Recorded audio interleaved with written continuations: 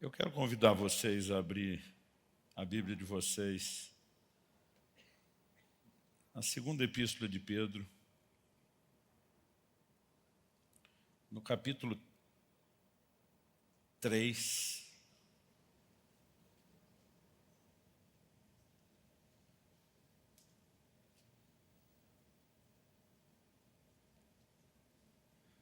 E eu quero ler com vocês os versos. Deixa eu escolher para não ler tanta coisa. Vamos começar no verso 9 e nós vamos até o 14.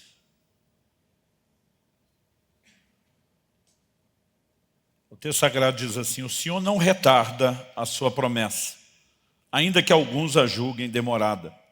Pelo contrário, Ele é paciente com vocês, não querendo que ninguém pereça, mas que todos cheguem ao arrependimento. Porém, o dia do Senhor virá como um ladrão. Naquele dia os céus passarão com grande estrondo e os elementos se desfarão pelo fogo. Também a terra e as obras que nela existem desaparecerão. Uma vez que tudo será assim desfeito, vocês devem ser pessoas que vivem de maneira santa e piedosa, esperando e apressando a vinda do dia de Deus. Por causa desse dia, os céus incendiados serão desfeitos e os elementos se derreterão pelo calor. Nós, porém, segundo a promessa de Deus, esperamos novos céus e nova terra, nos quais habita a justiça. Verso 14. Por essa razão, amados, esperando essas coisas, esforcem-se para que Deus os encontre sem mácula, sem culpa e em paz. Pai, pedimos graça e favor do alto, pedimos que o Teu Espírito não apenas abra a nossa capacidade de entendimento, nos levando além daquilo que é natural, racional, humano, para aquele lugar de perspectiva e entendimento espiritual, mas nós oramos que a Tua Palavra trabalhe em nós, que ela produza resposta de fé, que ela produza entendimento e alinhamento prático e que ela de fato possa produzir na nossa vida aquilo que o Senhor tem planejado, desejado realizar em cada um de nós. Nós oramos por isso e Te agradecemos desde já, certos de que o Senhor fará algo, em nome de Jesus. Bom, o apóstolo Pedro está falando a respeito de uma promessa que nós temos. Essa promessa é sustentada desde o Antigo Testamento, né? E quando ele diz, nós, porém, segundo a promessa de Deus, esperamos novos céus e nova terra, ele está fazendo uma referência a Isaías 65:17. Pois eis que eu crio novos céus e nova terra, e não haverá lembrança das coisas passadas, jamais haverá memória delas. Também no Salmo 60, em Isaías 66:22, no finalzinho já do livro, Deus diz, porque assim como os novos céus e a nova terra que hei de fazer estarão diante de mim, diz o Senhor, assim também estão diante de mim a posteridade e o nome de vocês. Isso é tomado como uma promessa. E Deus só tem uma razão para fazer novos céus e nova terra. E diz, eu vou acabar com essa daqui. A Bíblia nos mostra que um dia, depois do dilúvio, Deus prometeu que não ia mais destruir a terra com água. Mas a Bíblia diz que os elementos ardendo se desfarão. Nós não sabemos exatamente como será, mas a Bíblia diz que esses céus e essa terra estão sendo entesourados, guardados para o fogo. Verso 7, né? A Bíblia diz, pela mesma palavra, os céus e a terra que agora existem têm sido guardados para o fogo, estando reservados para o dia do juízo e da destruição dos ímpios. O apóstolo Pedro fala isso dentro do contexto do dilúvio, né? Ele diz, verso 5, de 2 de Pedro 3, acontece que de propósito esquecem que os céus existem desde muito tempo e que a terra surgiu da água e através da água pela palavra de Deus. Com base nessa palavra, também o mundo daquele tempo foi destruído, afogado em água. Pela mesma palavra, os céus e a terra que agora existem têm sido guardados para o fogo, estando reservados para o dia do juízo e da destruição dos ímpios. Eu sei que tem uns crentes que eles têm medo de ler o Apocalipse, alguns têm preconceito, outros simplesmente dizem, não, pastor, é só porque eu não entendo mesmo. Outros pensam, se eu deitar no chão e fingir de morto, talvez dê mais resultado do que ficar imaginando tudo sendo destruído, mas a Bíblia fala de um juízo que virá. Fala do desfecho da redenção. E a redenção não é só para o homem, ela é para toda a criação. Então Deus vai resetar toda a estrutura da natureza e da terra no formato como eu e você conhecemos hoje. Mas o que eu quero chamar a sua atenção é que no meio de toda essa conversa, o apóstolo Pedro, dirigido por Deus, ele diz que uma vez que tudo assim será desfeito, quando a gente sabe como toda a história termina, qual é o desfecho de todas as coisas, ele diz, vocês devem ser pessoas que vivem de maneira santa e piedosa. Agora olha o verso 12. Esperando e apressando a vinda do dia de Deus. Você pode repetir isso comigo? Diga, esperando e apressando a vinda do dia de Deus. Se puder só mais uma vez, esperando e apressando. Pastor, qual é a diferença? Bom, a espera é a expectativa que tem que haver em cada um de nós, porque tudo aquilo que Deus falou vai se cumprir. Em Jeremias 1,12 ele diz, eu, Senhor, velo sobre a minha palavra para fazê-la cumprir. Não há a menor chance de que algo que Deus tenha dito não se cumpra. Aliás, as coisas não apenas vão se cumprir porque Ele falou. O Deus que é atemporal e já conhece tudo aquilo que vai acontecer, inclusive o que Ele mesmo se propôs a executar, Ele pode falar dessas coisas também antecipadamente.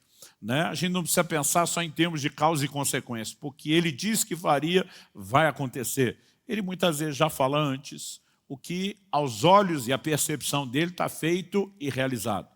Mas o que me chama a atenção é que, de alguma forma, eu e você somos chamados a ser não apenas espectadores, esperando que tudo aconteça. O texto diz que nós podemos esperar, mas nós podemos apressar a vinda do dia de Deus. A pergunta é, existe um dia determinado para que o Senhor volte, para que todas as coisas de fato sejam completadas? Muitas pessoas acreditam que existe um dia e hora determinado, porque Jesus, no Evangelho de Mateus, diz, daquele dia e hora, ninguém sabe, nem os anjos no céu, nem o Filho, a não ser o Pai. Então a turma pensa, já está agendado o dia e a hora. Na verdade, o Deus presciente sabe exatamente qual será o dia e a hora. Isso não significa que Ele agendou o dia e a hora. Porque se a Bíblia diz que nós podemos apressar, não pode ser que tenha uma data que está fixa e que ela não muda. Jesus disse que os dias da vinda do Filho do Homem seriam semelhantes aos dias de Noé. Então vamos lá. Quando é que o dilúvio veio? Quando a arca estava pronta. Quando é que o Senhor volta? Quando a arca estiver pronta. E se eu e você nos apressarmos em prepará-la, nós podemos apressar o dia da vinda. Se nós nos atrasarmos em prepará-la, nós podemos viver o processo inverso. Em vez de apressar, nós podemos adiar. Então, há um entendimento do que eu e você precisamos ter sobre qual é o nosso papel. Quando falamos da vinda de Jesus, é apenas esperar? É apenas suspirar, como diz o livro do Apocalipse, o Espírito e a noiva dizem, vem. Aliás, essa expressão maranata do aramaico, que significa Nosso Senhor vem, ela era muito usada pela igreja. E nós precisamos entender que essa expectativa da igreja não colocava a igreja como muitos se comportam hoje, ou como outros acusam quem espera a vinda de Jesus, acusam injustamente, como se a gente não tivesse compromisso com o trabalho. Existe uma linha de pensamento entre muitas pessoas, até porque alguns crentes deram motivo para isso, de que a coisa funciona mais ou menos assim. O crente que está falando da vinda de Jesus é porque desistiu de tudo, está esperando Deus fazer. Isso não é o conceito bíblico. Deus nunca disse que a gente deveria só esperar. Ele disse que a gente deveria apressar. Então a gente tem participação e não deveríamos ser só espectadores. Aliás, eu costumo dizer que quem realmente entende o que é a vinda do Senhor e como cooperar com Ele, normalmente diferente do que dizem, são os crentes que trabalham. O apóstolo Paulo que diz, nossa pátria está nos céus, de onde aguardamos um Salvador. Ele não usava a expectativa da vinda do Senhor para sentar de forma passiva esperando. Ele diz, eu trabalhei mais do que todos os apóstolos. Quem realmente entende, sabe que tem que interagir, ele vai apressar. A pergunta é como podemos fazer isso? Como podemos apressar a vinda do dia de Deus? Eu acredito que algumas coisas que nós precisamos entender. A própria disposição de pregar o Evangelho, né, de expandir o reino de Deus, o que só acontece por meio da pregação, levando as pessoas à conversão, é parte do processo. Mas nós precisamos entender o que é que nós precisamos fazer também no ambiente espiritual para cooperar com a vinda do Senhor.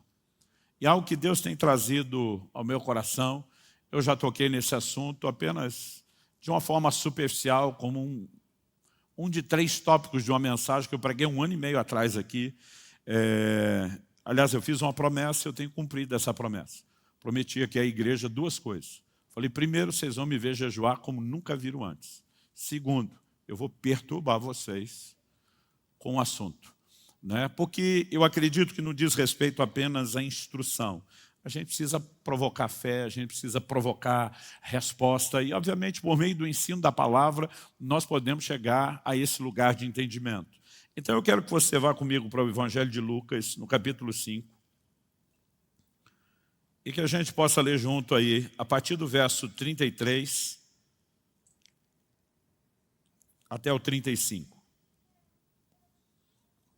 O texto diz assim, então eles disseram a Jesus, os discípulos de João frequentemente jejuam e fazem orações. E os discípulos dos fariseus fazem o mesmo, mas os seus discípulos comem e bebem. Jesus, porém, lhes disse, será que vocês podem fazer com que os convidados para o casamento jejuem enquanto o noivo está com eles? No entanto, virão dias em que o noivo lhe será tirado.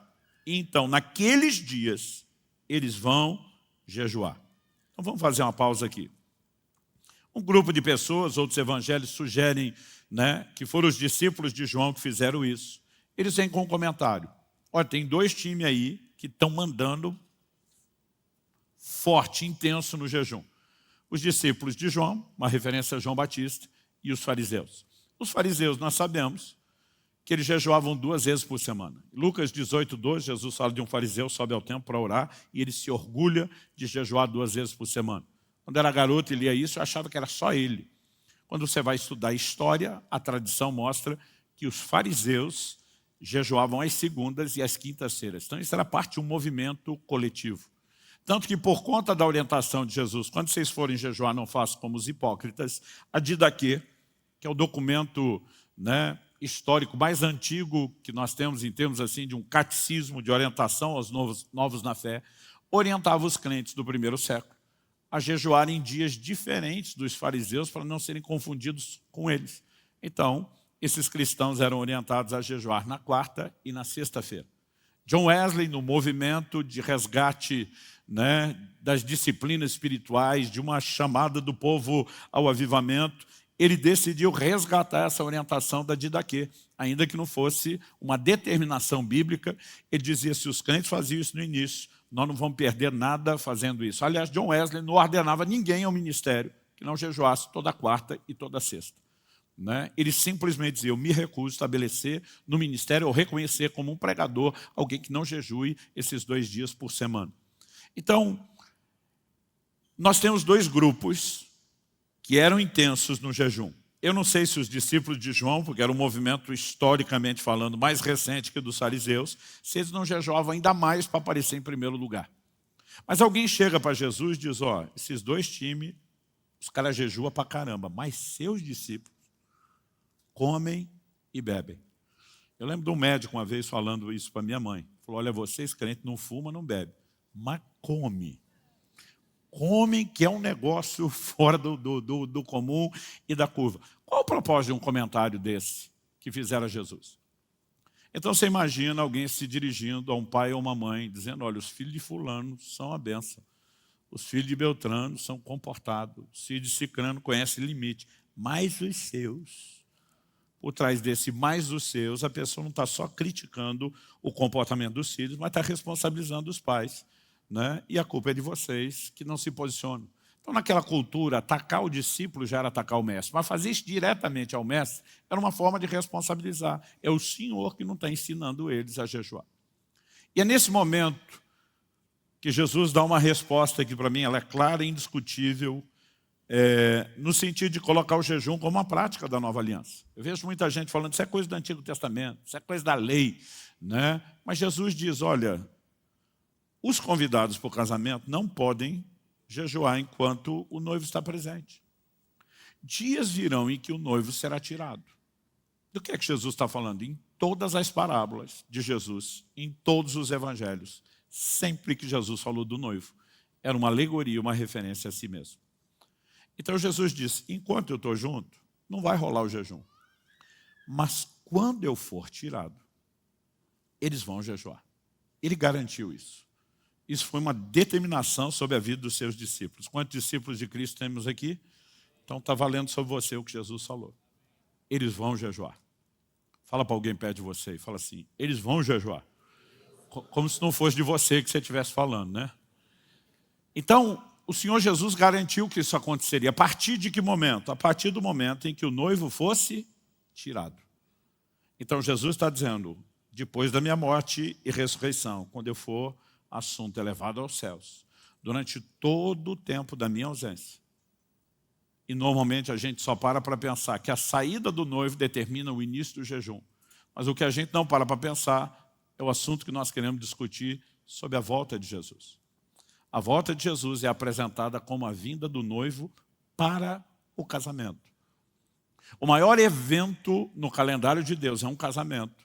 E nós estamos esperando ele acontecer. É quando o noivo regressará para a igreja, a sua noiva. E nós teremos o que a Bíblia chama de as bodas do Cordeiro. Então Jesus está dizendo que o noivo se ausentaria e durante o tempo da sua ausência seria um tempo de jejum. Isso significa que quando ele voltar, o jejum acabou. Então o jejum não só é para agora, como ele tem prazo de validade. Vai ter uma hora que termina. Quando o Senhor voltar e nós tivermos as bodas, a Bíblia diz que vai ter mesa arrumada, que o próprio Senhor vai nos servir. Aliás, ele disse para os discípulos na última ceia, eu não beberei de novo do fruto da vide, até que de novo aquele dia no reino do meu Pai, eu volte a beber com você. Eu não sei exatamente qual vai ser essa dinâmica de comer com ele no seu regresso, porque em algum momento parece que a comida deixa de rolar. Paulo diz sobre o estômago que Deus fez para receber os alimentos para ser digerido no estômago, mas ele diz Deus vai destruir tanto um quanto o outro. Então parece que é hora de comer agora e que em algum momento nós também não vamos poder fazer isso. Mas a Bíblia está sinalizando que o jejum tem prazo de validade. O que normalmente a gente não para pensar é, será que de alguma forma há uma relação com apressar a vinda do dia de Deus e a prática do jejum? Então, eu gostaria que a gente pensasse algumas coisas sobre a temática da vinda de Jesus, que é assunto para a conferência, né? E eu queria que a gente pudesse enxergar um pouco da relação que essa prática e essa disciplina espiritual tem com o que nós estamos querendo conversar. Quando falamos a respeito da vinda de Nosso Senhor, algo que nós não podemos negar é a declaração do apóstolo Pedro lá em Atos, no capítulo 3, dos versos 19 a 21. O apóstolo Pedro pregando, e diz assim, arrependam-se, pois, eu vou ler na NVI, voltem-se para Deus, para que os seus pecados sejam cancelados, para que venham tempos de descanso, outra tradução diz de refrigério da parte do Senhor, e Ele mande o Cristo, outra tradução diz, envie Ele o Cristo, o qual lhes foi designado Jesus. É necessário que Ele permaneça no céu até que. Você pode repetir isso comigo? Diga até que. Até que chegue o tempo em que Deus restaurará todas as coisas, como falou há muito tempo, por meio dos seus santos profetas. Em outras traduções, nós lemos, é necessário que os céus o contenham, traduzindo, segurem para que ele não volte, até o tempo da restauração de todas as coisas de que Deus falou pela boca dos seus santos servos, os profetas. Quando a gente estuda escatologia, a expressão escatologia é a soma de scatos, no grego último, e logia. Eu estudo as últimas coisas. Algo que nós não podemos negar é que, independente de qual seja a cronologia dos eventos escatológicos, que cada grupo, escola teológica acredite, algo que ninguém pode negar, antes da vinda de Jesus, é necessário que aconteça primeiro a restauração daquilo que ele falou pela boca dos seus santos servos, os profetas. O que Deus está querendo dizer com isso? Ele não está só dizendo que é necessário que profecias se cumpram. Elas vão se cumprir, é fato. Mas ele está falando de algo específico. Ele fala da restauração do que foi dito pela boca dos profetas. Para que haja uma restauração do que foi dito pela boca dos profetas, Só tem um jeito de ser restaurado, é se essas profecias já se cumpriram primeiro. Então ele não está falando só de todas as profecias que faltam ser cumpridas, mas ele está falando de um leque menor, reduzido de profecias, que um dia já se cumpriram, mas elas terão cumprimento replicado antes que Nosso Senhor regresse. Então isso é uma lógica assim, inquestionável, independente de qual seja. Aí tem o grupo lá que crê que Jesus vem antes da tribulação, que vem no meio, que vem depois. O que não pode ter é quem acredita que ele não venha, porque a Bíblia é muito clara sobre seu regresso. Não importa a escola teológica, escatológica, não dá para negar. A Bíblia diz, convém que os céus o segurem, ele vai permanecer lá, até que chegue o tempo da restauração do que Deus falou pela boca dos seus servos, os profetas. Entre as profecias que Deus já disse por boca dos seus profetas e que terão cumprimento replicado, nós temos uma que é indiscutível. Em Joel, no capítulo 2, no verso 28, nós vemos Deus dizendo, e acontecerá depois, que derramarei do meu espírito sobre toda a carne. Vossos filhos e vossas filhas profetizarão, vossos jovens terão visões, sonharão os vossos velhos, até sobre os servos e as servas derramarei do meu espírito naqueles dias e profetizarão. Interessante que quando Joel fala isso, ele está falando de um monte de coisa que aconteceu para a sua geração. Mas quando chega no verso 28, ele diz assim, e acontecerá depois. O que significa acontecerá depois? A gente pode imaginar, Deus está apresentando alguns requisitos que têm que ser preenchidos, e como consequência do preenchimento dos requisitos, nós teremos o resultado. Mas ele também pode estar dizendo, ainda que os requisitos sejam preenchidos, não vai acontecer agora. Vai acontecer depois. A pergunta é, qual das duas coisas Joel estava falando? Particularmente, eu creio que foram as duas. Tinham requisitos e tinha uma sinalização de tempo. E a Bíblia é indiscutível sobre isso. O assunto é indiscutível. Por quê?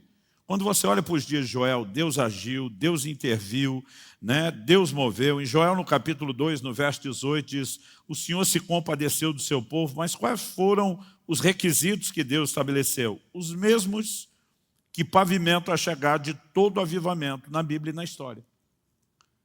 Deus sempre chama o povo ao arrependimento, à consagração, à santificação, à oração, ao jejum.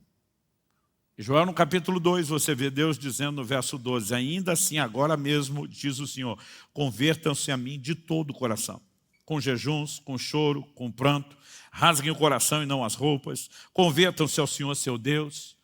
E aí ele fala que Deus é bondoso, é compassivo, é tardio em irar, ele muda de ideia quanto ao mal, porque eles estavam debaixo de juízo anunciado. E aí, verso 15, ele diz, toquem a trombeta em Sião, proclamem um santo jejum, convoquem uma reunião solene, reúnam o povo, santifiquem a congregação, congreguem anciãos, reúnam as crianças e os que mamam no peito, que o noivo saia do seu quarto, a noiva dos seus aposentos, que os sacerdotes, ministros do Senhor, chorem entre o pórtico e o altar e orem. Poupa o teu povo, ó Senhor, não faça da tua herança um objeto de deboche e de zombaria entre as nações. E foi nesse ambiente que o verso 18 diz, então o Senhor teve grande amor pela sua terra, e se compadeceu do seu povo. Qual foi o nível de compaixão oferecido quando eles se voltaram para Deus de todo o coração, em arrependimento, santificação, consagração, oração, jejum? O verso 19 diz, o Senhor respondeu ao seu povo, eis que lhes envio o cereal, o vinho e o azeite, e vocês ficarão satisfeitos. Verso 23, ele diz, filhos de Sião, alegrem-se, exultem no Senhor seu Deus, porque Ele lhes dará as chuvas em justa medida. Fará descer, como no passado, as primeiras e as últimas chuvas.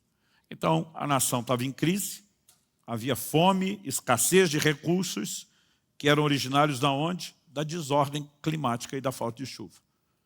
Mas Deus diz, eu vou restaurar. Resultado, 24, as eiras se encherão de trigo, os lagares transbordarão de vinho e de azeite, restituirei os anos que foram consumidos pelos gafanhotos. 26, vocês terão comida em abundância e ficarão satisfeitos. 27, vocês saberão que eu estou no meio de Israel e que eu sou o Senhor, o Deus de vocês e que não há outro.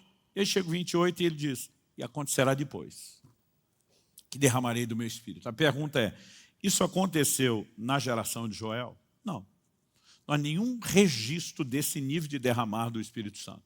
E não só não há o registro de que isso não aconteceu nos dias de Joel, como em Atos no capítulo 2, no dia de Pentecostes.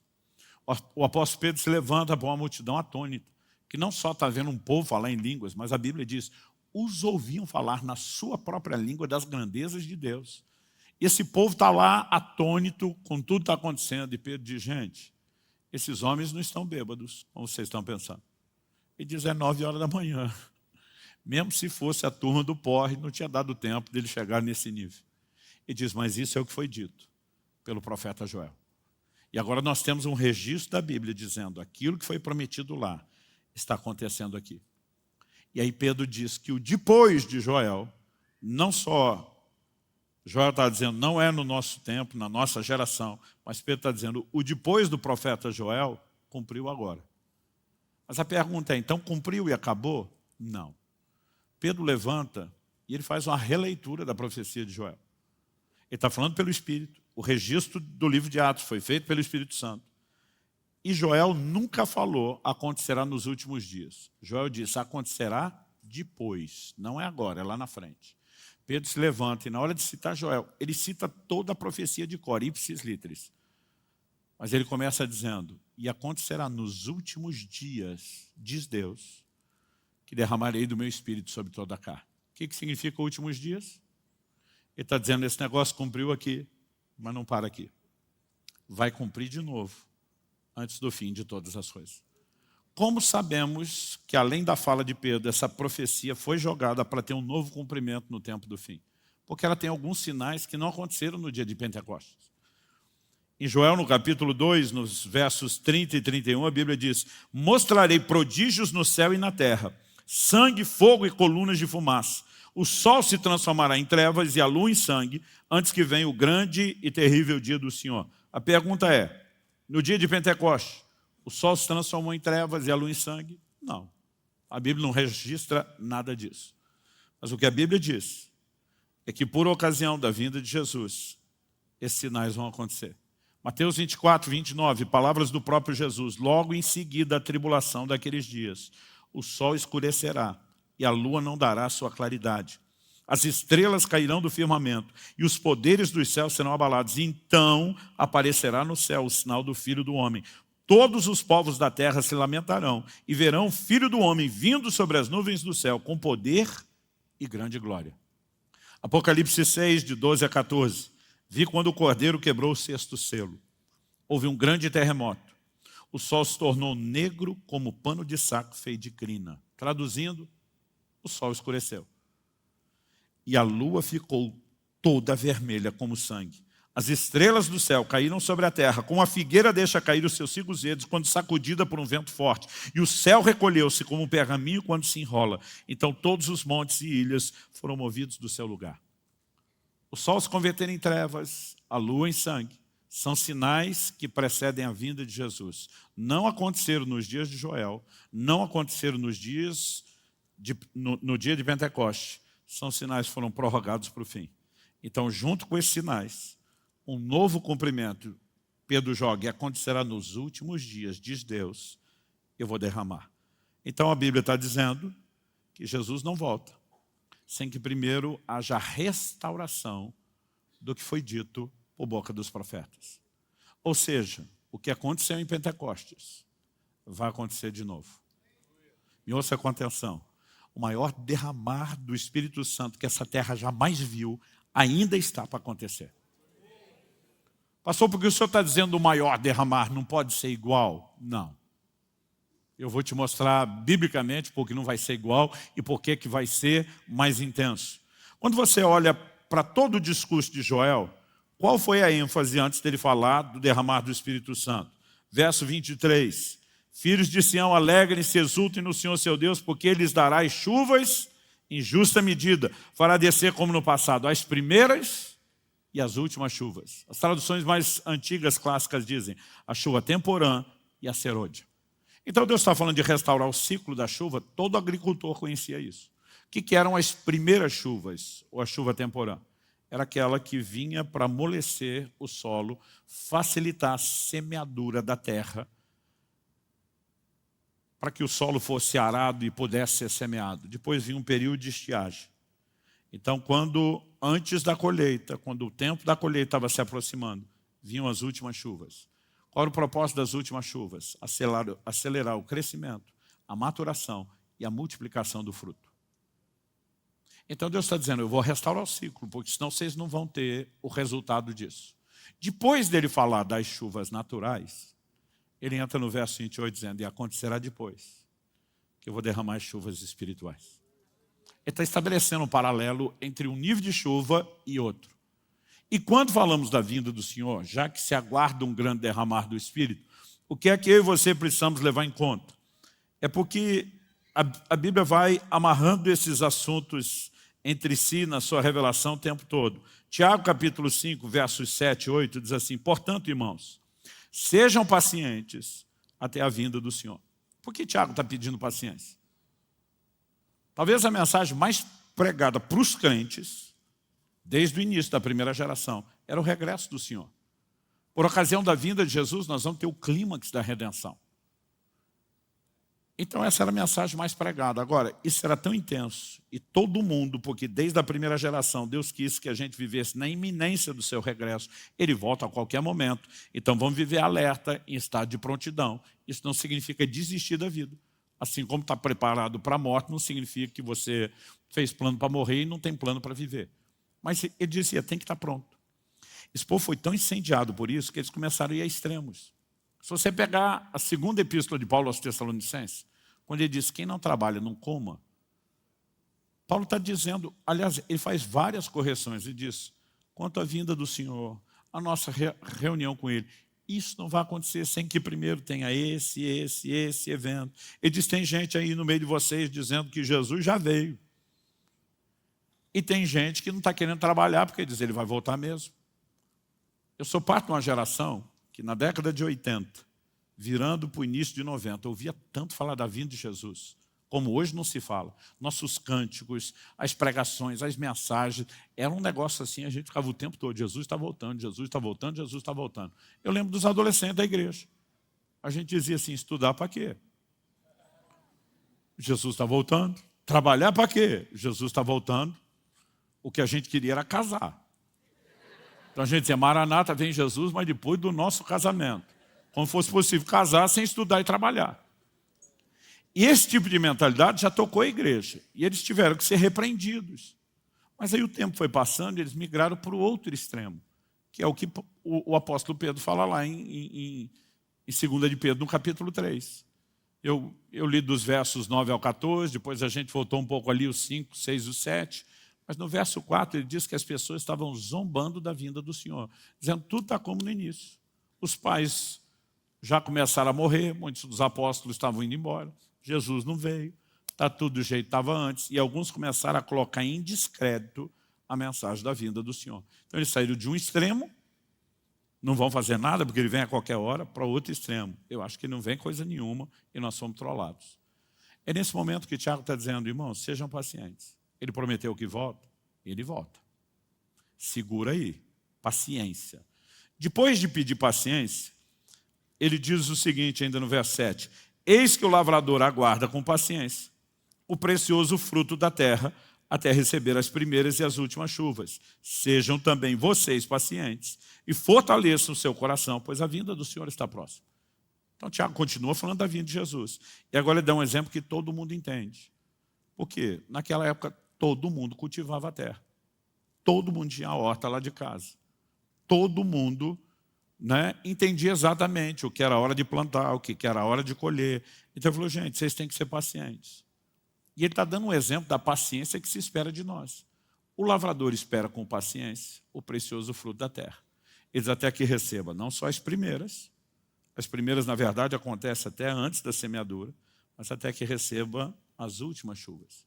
Por que ele tem que ser paciente esperar as últimas chuvas? Porque se ele colher depressa antes das últimas chuvas, ele sabota a própria colheita. Ele vai ter uma colheita bem menor do que teria. Então ele precisa ficar esperando até que venha a chuva, porque quando vier a chuva ele vai dizer, valeu a pena esperar. Então Tiago usa isso como um exemplo da nossa paciência.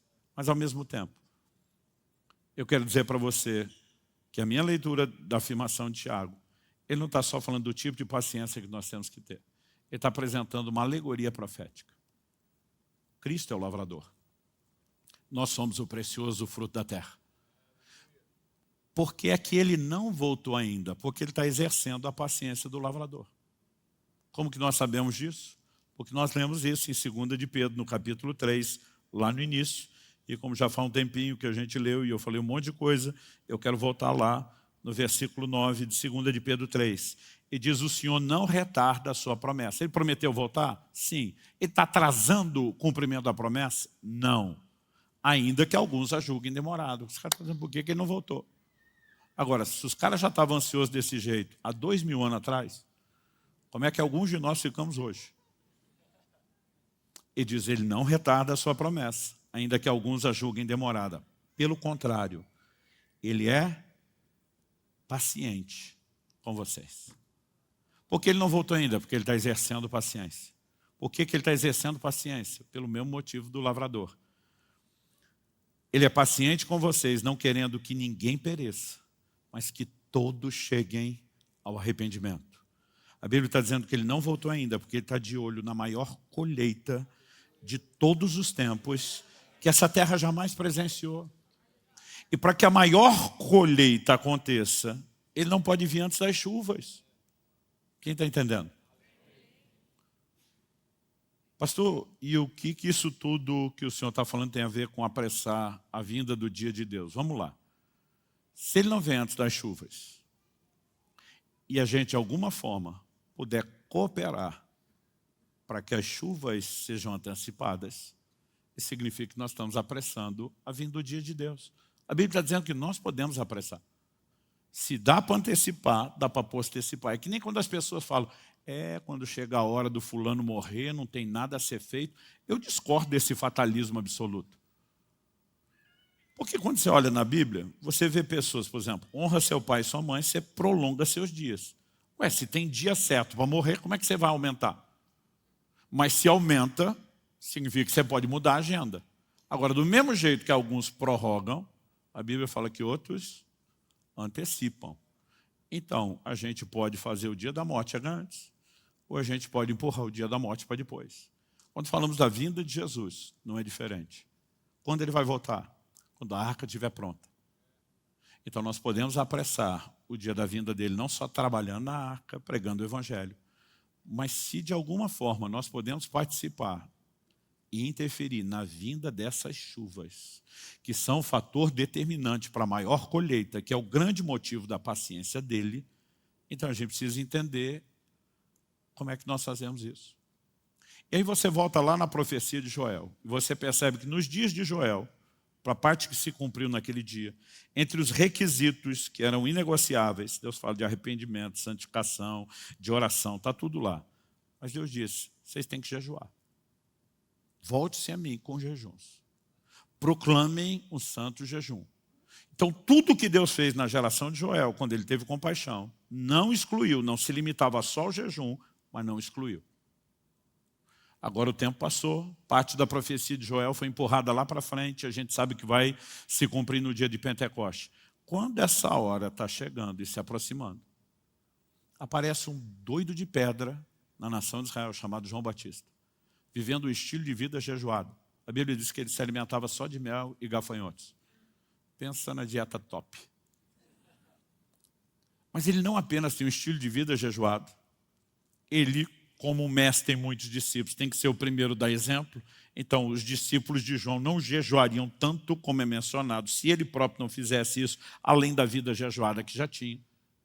Mas no dia que João Batista, que é chamado na Escritura de o precursor de Cristo, no dia que ele passa o bastão, no batismo de Jesus, dizendo: eis o Cordeiro de Deus, que tira o pecado do mundo. Uma voz audível da parte de Deus, foi ouvida por todo mundo que estava lá. Esse é meu filho amado, em quem me comprazo. E a Bíblia diz em Lucas, no capítulo 3, foi nesse dia que Jesus começou o seu ministério. João entrega o bastão e Jesus pega e diz: agora é comigo. Qual foi a primeira coisa que Jesus fez quando saiu do Jordão? A Bíblia diz: o Espírito guiou ao deserto. E ali ele fez o quê? Jejuou 40 dias e 40 noites. Quando o tempo do novo cumprimento da profecia de Joel está para chegar, Deus começa um movimento de restauração do jejum. O derramado do Espírito não aconteceria ainda enquanto Jesus estaria na terra. Mas ele começou a dizer: quando o noivo for tirado, Eles vão cair para dentro do jejum. Eles vão vir com sangue nos olhos, faca no dente, eles vão vir com tudo. E, de alguma forma, a restauração do ambiente do jejum cooperaria para que a segunda etapa do cumprimento da profecia de Joel se cumprisse. Quem está acompanhando? Agora, pensa comigo. Se na primeira etapa de cumprimento da profecia de Joel, isso não rolou sem jejum. Se na segunda etapa de cumprimento da profecia de Joel, isso não rolou sem jejum. A pergunta é, enquanto estamos aguardando a restauração ou o novo cumprimento do que foi dito pela boca dos profetas para que ele volte, você acha mesmo que isso vai acontecer sem jejum? Eu e você precisamos entender que, além do impacto que o jejum produz sobre nós enquanto indivíduos, na mortificação da carne, no despertar sensibilidade para com Deus, na sensibilidade à ação do Espírito, na exposição e ativação do sobrenatural, a pergunta que a gente deveria fazer é: qual o impacto coletivo que uma grande mobilização de jejum pode produzir? E uma das coisas que Deus tem falado comigo, porque eu tenho alguns amigos que são crentes de verdade, não é que não são não, mas o cara fala assim, subirá, nós estamos com medo, tu está ficando fanático com esse negócio. Eu falei, fanático por quê? Os caras, jejum de 40 dias. Eu falei, eu não sou o único, tem um monte de gente fazendo. Aí um falou para mim, 2 por ano, quanto você conhece? Eu falei, aí diminuiu um pouco a lista. Mas eu nunca vi uma mobilização de jejum como a que nós estamos vivendo. O jejum sempre foi parte, ao longo da história, somado à oração, sua irmã gêmea, de uma preparação para os moveres de Deus. Você sabe onde as maiores igrejas do mundo se estabeleceram e concentraram? Nos últimos anos, nas últimas décadas. Coreia do Sul. Eu não conheci nenhum lugar no planeta onde os crentes orassem e jejuassem, como os sul-coreanos. Em 2009, eu estava numa série de pregações no Japão, e Kelly e eu conseguimos escapar no meio de 2 semanas de agenda. Nós tiramos 2 dias, pegamos um voo, 2h30, fomos para Seul, fomos para a Coreia do Sul. Queríamos conhecer a montanha de oração da igreja do pastor Yong Cho, que era a maior igreja do mundo. Chegou a ter mais de 1 milhão de membros. Não estamos falando de uma denominação, gente. Estamos falando de uma igreja. Então, para você ter uma ideia, eles tinham um prédio para 10 mil pessoas, que não dava para nada. Eles construíram uma estrutura anexa de 6 andares, onde botavam mais 10 mil por andar para assistir o culto em circuito fechado de televisão. Hoje a gente chamaria de telão. E eles botavam 70 mil pessoas por culto. E tinha 7 cultos no domingo. Quanta gente eles conseguiam reunir? 490 mil. Os crentes velhos eram proibidos de ir na igreja para os novos poderem ir. Você consegue imaginar a logística de trânsito no dia de culto em volta da igreja? A maior parte da polícia estava lá só para mobilizar e coordenar o trânsito. Era um negócio insano. Agora, eles tinham uma montanha chamada Montanha de Oração, onde o povo assim, tirou 30 dias de férias, dava 3 dias de dízimo para Deus. Vamos lá orar e jejuar, vamos buscar Deus. Eu queria muito conhecer a Montanha de Oração. E lá fomos. Quando cheguei com o Kelly, eu já tinha ouvido história, não acreditei, não levei muito a sério. Quando chego lá, tem placas para todo lado, advertência, em coreano e inglês. Proibido jejuar mais do que 40 dias. Eu falei, o quê? Eu, na época, o máximo que eu tinha feito era 21 dias. Eu conhecia 2 ou 3 pessoas que tinham jejuado 40. E eu olhei aquilo e falei, aqui eles têm que proibir o povo. Então, quando as pessoas me perguntam, pastor, o que o senhor quer dizer com o título do seu livro? Cultura do jejum.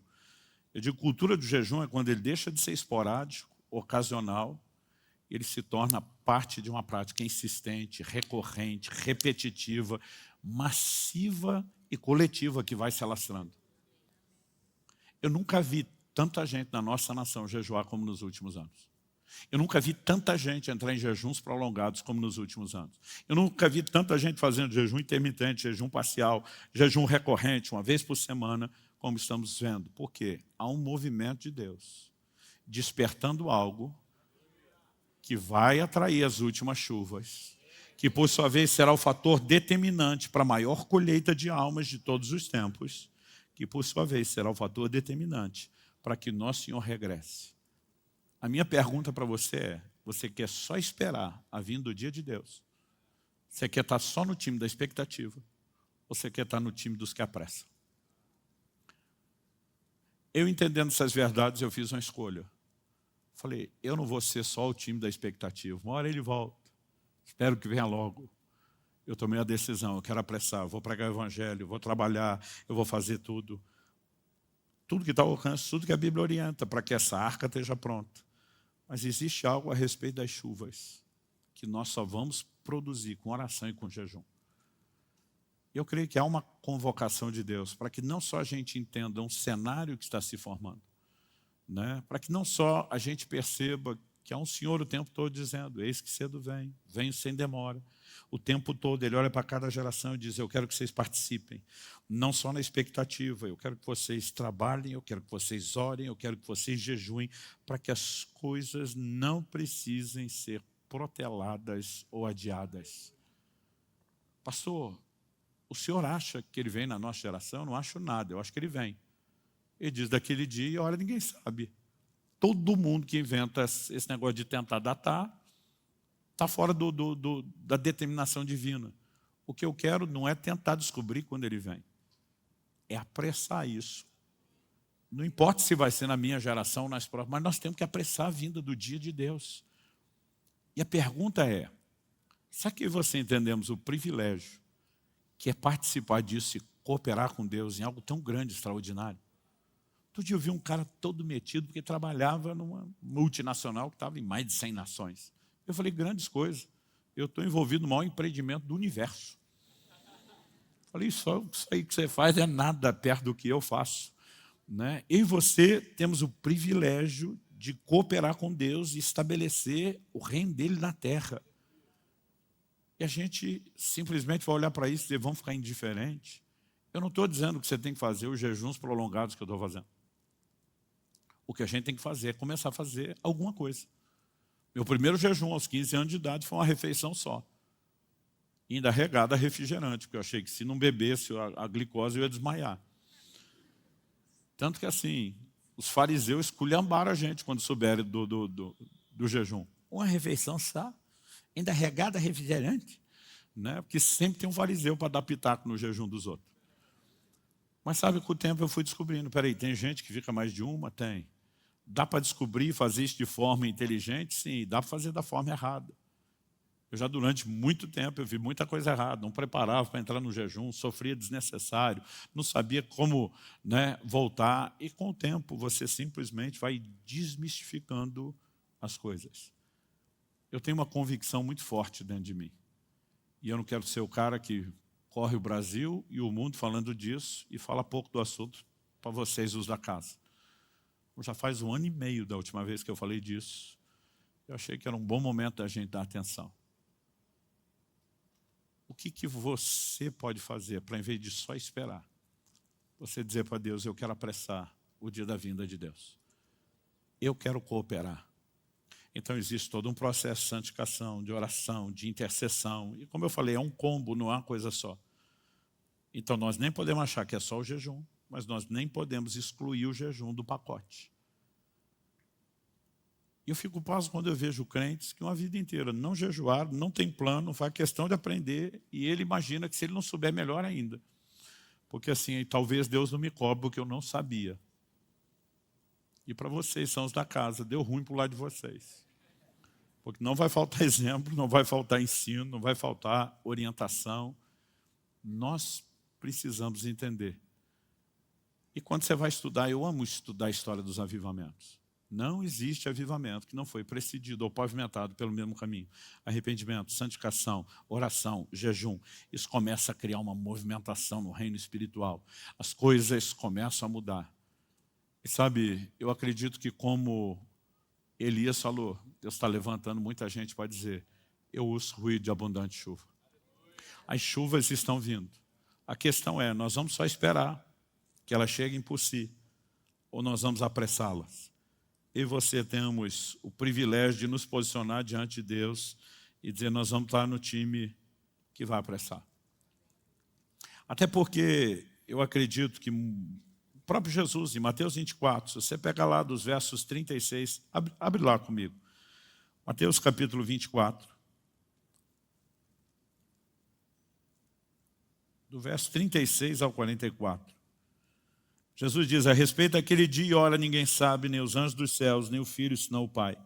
Pois assim como foi nos dias de Noé, assim será também a vinda do Filho do Homem. Ele está estabelecendo um paralelo. Qual o paralelo? Pois assim como nos dias anteriores ao dilúvio, comiam e bebiam, casavam e davam-se em casamento, até o dia em que Noé entrou na arca, e não o perceberam, até que veio o dilúvio e os levou a todos. Assim será também a vinda do Filho do Homem. Então 2 estarão no campo, um será levado, o outro será deixado. 2 mulheres estarão trabalhando no moinho, uma será levada, a outra será deixada. Portanto, vigiem, porque vocês não sabem em que dia virá o Senhor de vocês. Porém, considere isso. Se o pai de família soubesse a que hora viria o ladrão, vigiaria e não deixaria que sua casa fosse arrombada. Por isso, estejam também vocês preparados, porque o Filho do Homem virá a hora em que vocês menos esperam. Para ser a hora em que a gente menos espera, não ache você que todo mundo vai estar percebendo, entendendo, dizer, uau, a hora está chegando. Falou, a maioria vai estar adormecido. Vai estar sem percepção espiritual. Por quê? Porque diz, como foi nos dias de Noé. Comiam, bebiam, casavam, davam em casamento. Deus está dizendo que é errado comer e beber? Não. Deus está dizendo que é errado casar e dar em casamento? Não, porque isso foi ideia dele. O problema do povo nos dias de Noé não era meramente comer e beber, casar e dar em casamento. Era valorizar tanto essa dimensão de prazer natural, que não é necessariamente pecaminoso, que eles não perceberam o que Deus estava falando, fazendo, e perderam o bonde, como diriam os antigos. Jesus diz, do jeito que foi lá, será no tempo do fim. Ele diz, vai estar muita gente entretida com comida, bebida e até aquela festinha de avivamento que Deus permitiu que os casais tenham em casa. Quando Paulo escreve aos Coríntios, ele mostra que essa é uma área que tem que estar ativa na vida do casal cristão, casado. Vamos explicar. Ultimamente a gente tem que falar casal, casado, do jeito bíblico, que é o homem, que é a mulher, que é só com o mesmo, que não troca. Enfim, tem quase que pregar tudo de novo o que é o casamento. Mas o apóstolo Paulo diz que a única razão, ele diz, não se privem um ao outro, está falando do momento de intimidade física. A única razão para os dois dar uma pausa nisso, ele diz, é quando eles de comum acordo decidem se dedicar à oração. O que é que Paulo está dizendo? Que quando eles estão vivendo o romance, a festa, o avivamento, não pode orar? Não, ele está dizendo que aqui a oração é mediana. Mas se você quiser entrar no lugar profundo, às vezes você tem que desligar prazeres inferiores para entrar na percepção de prazeres superiores. Existe algo nos aguardando num lugar em Deus, numa dimensão, que é mais prazeroso do que qualquer outra coisa. Eu lembro de um dia que eu estava numa mesa com alguns irmãos, eu tinha pregado, a turma sentou para comer, eu já estava mais de um mês em jejum, e alguém falou, pastor, vá para o hotel. Eu falei, eu já não estou comendo, eu posso pelo menos ter comunhão com vocês. Vocês vão continuar falando de Bíblia, do mover de Deus, dos testemunhos, eu quero estar junto. Ah, tudo bem. Eu lembro que uma pessoa olhou para mim e falou, que dó de você. Eu não tive coragem de responder, mas eu pensei, que dó de você. Que acho que quem está perdendo sou eu. E eu só ficava olhando e dizendo, quem está perdendo é tu. Achando que isso aqui é tão importante, que você simplesmente não quer entrar na percepção de algo maior e mais profundo. Há uma convocação sendo feita. Eu estou feliz de ver uma mobilização de jejum nessa casa como nós nunca vimos antes. Mas eu vou dizer, isso é só o começo. Eu acho que o povo por aí vai dizer que nós estamos ficando doidos. E você é parte dos doidos. E eu queria te encorajar a se permitir ser recrutado por Deus.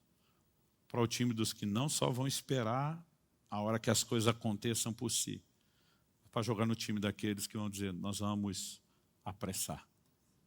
Nós vamos atrair isso. Você recebe essa palavra? Vamos ficar em pé.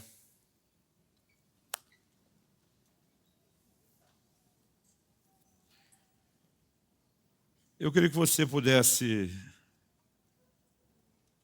fazer uma pergunta, não apenas a si mesmo, mas ao Espírito Santo.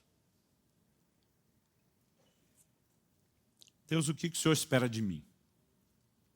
É lógico que quem nunca jejuou deveria começar dando um passo de cada vez e não tentar pular já para o último degrau da escada.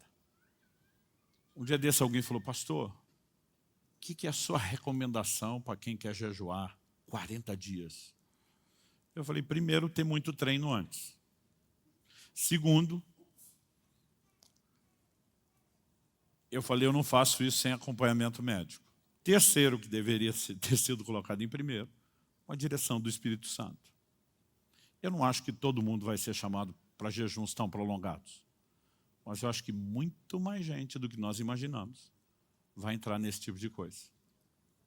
Alguém falou, mas depois de vários jejuns, o senhor ainda precisa do acompanhamento médico? Eu falei, preciso. Não é para proteger só a minha saúde. Eu falei, para me proteger de doido que nem vocês, que quer fazer tudo errado e pode criar situações complicadas. O maior perigo não é um jejum prolongado, é a volta. Eu tenho um pastor amigo, ele fez 21 dias na água, voltou comendo churrasco. Podia ter morrido, gente, é sério. Podia ter tido uma congestão e morrido. Então, assim, tem hora que a gente simplesmente nem entendeu a dinâmica e o funcionamento e quer dar uns pulos doidos sem saber como faz. Eu não quero que você pense em algo tão assustador. Apesar que o que a gente está tentando provar, ultimamente, é que o jejum não é algo tão impossível como a maioria das pessoas acredita. As pessoas me perguntam, pastor, o senhor tem fome? Eu digo, não tenho fome. E se tiver fome quando está jejuando, você provavelmente fez alguma coisa errada. Porque seu corpo tem um funcionamento muito curioso. A energia que movimenta seu corpo, ela vem da glicose, carboidrato que você come. Se parar de... não precisa nem jejuar, parou de comer carboidrato, vai faltar energia. Aí seu corpo vira uma chave e vai buscar uma fonte alternativa, glicogênio, que é a glicose que você comeu antes, mas não consumiu ela toda, armazenado no músculo e principalmente no fígado. Esse seu estoque acaba em no máximo 3 dias. Tem uns que acaba bem rapidinho, principalmente com exercício. Ou seja, em no máximo 3 dias, quando acabar a fonte alternativa, não está entrando glicose, não tem mais glicogênio, o corpo vira outra chave de adaptação e sobrevivência. Ele vai queimar reserva de gordura. Gordura que a gente tem armazenado no corpo é excesso de glicose que não deu para armazenar, não consumiu, não armazenou no músculo e no fígado, porque tem um limite, vai virando gordura. Ou seja, quando você entra em cetose, que é a queima da reserva, modo de sobrevivência, sua fome vai embora. Por que vai embora? Porque você trocou um alimento externo por um interno. Seu corpo está comendo o depósito de comida que está lá e não foi usado. Então, todo dia você acorda com a sensação, estou alimentado. Quando a Bíblia diz que Jesus teve fome no final de 40 dias, isso significa o quê? A reserva de gordura chegou no fim. O que me faz acreditar que Jesus era assim, ó, fit, magrinho. O tanto que andava, alimentação saudável, uma época que não tinha poluição, não comiam nada industrializado. Porque eu já fiz 6 de 40 dias. Eu nunca tive fome. Porque aqui tem reserva, meu amigo. Tá, que esse último eu terminei com 9% de gordura no corpo. Mas pastor Marcelo, que nos acompanhou, com 6. Agora nós tivemos um que a gente estava assim, o médico monitorando ele. Não vou entregar o nome para todo mundo chamar de magrelo. Mas ele terminou com 3%. Ele chegou já na última semana tendo flashes de fome. A gente estava monitorando ele de perto. Por quê? Quando a fome vem, é porque a reserva de gordura acabou, vai começar a estar de inanição, consumo tecido vivo. Aí é preocupante. Até chegar lá, você sabia qual é o recorde mundial de jejum? Está no Guinness Book de 1971. Um escocês jejuou 382 dias. Mais de um ano. Tá certo, começou com mais de 200 quilos. Terminou com 83, ou seja, tinha reserva pra caramba. E eu não estou falando dessas coisas para você programar jejuar um ano. O cara, quando voltou a comer, ele nem lembrava mais o gosto da comida, mais de um ano sem comer. O que eu estou dizendo é que, humanamente falando, não é tão impossível. E se nós ainda tivermos uma direção de Deus, sabedoria, entendimento, orientação, gente, nós podemos encarar um dia, 2 dias, 3 dias. A partir do 3º dia, eu sempre digo que a pessoa tem que ter um pouco de prática e cuidado. Mas se você também aprender algumas coisas, você pode sofrer bem menos. Eu lembro de um dia, falei para o nosso finado, saudoso pastor Francisco, eu na época ainda fazia jejuns de no máximo uma semana, ele já tinha feito 30, 40 dias. Eu lembro que eu falei, Francisco, por que o jejum tem que ser tão ruim nesses primeiros 3 dias? Dor de cabeça, irritação. Eu dizia, eu jejuo para ser santo, eu peco mais? Eu quero matar uns nos primeiros 3 dias de jejum? Eu lembro que ele olhou para mim e falou assim, se já não tem a sabedoria de se alimentar direito, podia no mínimo ter a inteligência de desintoxicantes do jejum. Eu falei, como é que é? Ele falou, todo esse sofrimento que vocês passam é por causa das coisas erradas que come. Faz uma limpeza antes. O sofrimento do jejum é a limpeza do corpo. Quanto mais você sofre, mais indício. Outro dia eu falei, não, pastor, eu desisti de jejuar porque eu sofro muito. Eu digo para as pessoas, quanto mais você sofre, essa é a maior prova de que você precisa jejuar pela sua saúde, para limpar o corpo.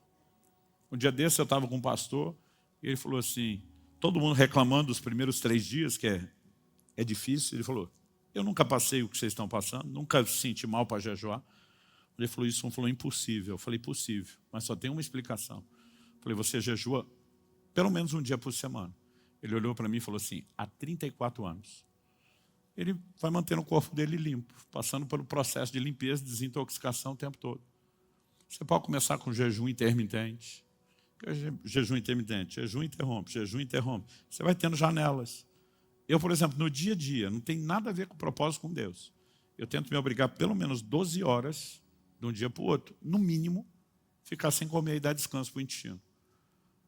Mas no ano passado, do dia 1º, eu contei isso do dia 1º de janeiro até 14 de setembro. Eu não contei depois. No ano passado, eu jantei 7 vezes. Eu normalmente almoço entre meio-dia e 1, vou comer numa janela de 6 horas até 18 ou 19, depois 18 horas sem comida.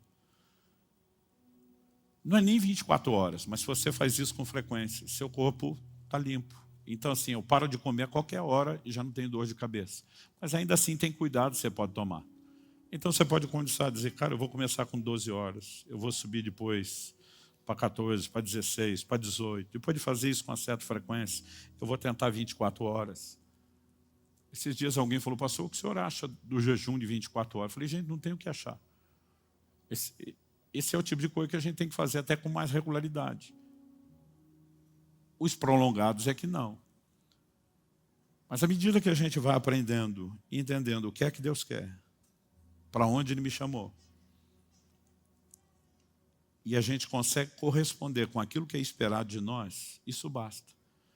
Eu conheço gente que nunca fez jejuns prolongados, mas jejua com frequência, com regularidade. Então, assim, o como você vai atender, Jesus não definiu a periodicidade, de quanto tempo, Ele não definiu a duração do jejum e nem o tipo. Tem até jejum parcial. Significa o quê? Que você pode tirar um grupo alimentar e ficar com outro. Alguém pode fazer lá um jejum. Não, eu não estou comendo, mas eu vou tomar um caldo de legumes, não vou ficar totalmente sem nada, mas vou me privar de muita coisa. Você tem N possibilidades. O importante é que você descubra o que é que Deus quer de você. E para isso, você vai ter que, no mínimo, pensar e orar a respeito. Agora, eu sonho com esse dia, onde nós vamos ter uma mobilização sem precedentes. Eu ando por aí, pelas nações, sabe o que o povo diz para a gente? E diz, vocês brasileiros, são dos poucos que a gente conhece, que está almoçando já está planejando a janta. Está jantando, já está planejando a comida. Ele falou assim, vocês respiram comida, é algo emocional. Eu falei, deve ser. Porque eu achava que o resto do mundo era que nem a gente. E é frustrante ver que eles não são. Mas de repente você começa a perceber, isso não precisa ser o centro de tudo. Outro dia alguém falou, pastor, mas 2 por ano. Eu falei, eu tenho o resto da vida para comer. Eu estou dando 2 pausas maiores. Eu tenho o resto do ano para comer. Pai, a tua palavra foi compartilhada e eu oro que essa conversa seja esclarecedora não só no nível da mente. Se o Senhor não vivificar a palavra, terá sido só uma aula escatológica ou talvez fisiológica sobre o jejum. E nós precisamos mais do que isso. Eu oro por um sopro de Deus nessa casa. Eu oro por um sopro de Deus na vida dessa moçada. Eu oro por um sopro do Senhor na vida dos pastores e líderes que estão conosco aqui hoje. Eu oro por um despertamento sem precedentes para o jejum. Para que nós possamos não apenas esperar, mas apressar a vinda do dia de Deus. Eu oro pela capacidade de não nos tornarmos indiferentes, como foi nos dias de Noé. Mas pelo contrário, entrarmos no lugar de percepção, de sensibilidade ao Senhor, à sua voz, ao seu mover. Pai, nós temos gente em diferentes estágios da fé, de maturidade da vida cristã e do ministério. E não dá para nivelar todo mundo aqui. Mas eu oro que cada um consiga entender aonde o Senhor quer levá-lo. E a minha oração é que cada um, ao entender isso, possa corresponder. Que haja disposição de aprender, que haja disposição de intensificar, de crescer numa prática que talvez hoje seja ocasional ou quase nula. Nós oramos que essa história possa ser mudada. E nós oramos que o Senhor nos dê a graça de não só promover esse entendimento e prática em outros lugares, mas de viver intensamente isso como casa, como igreja local. Nós oramos em nome de Jesus. Fale com Deus por um instante. Peça ao Espírito Santo que não apenas aqui, não só agora, mas que Ele possa trabalhar esse assunto dentro de você, encontrar espaço e lugar não só de reflexão no seu coração, mas também de resposta. Oramos por dias de percepção ao teu chamado, Senhor.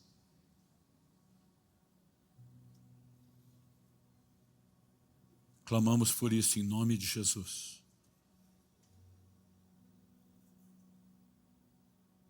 Não queremos ir além e nem tentar fazer mais do que o Senhor quer, mas também não queremos ficar aquém e nem fazer menos do que o Senhor espera de nós.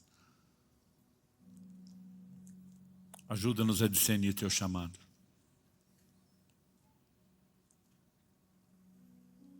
Nós oramos em nome de Jesus.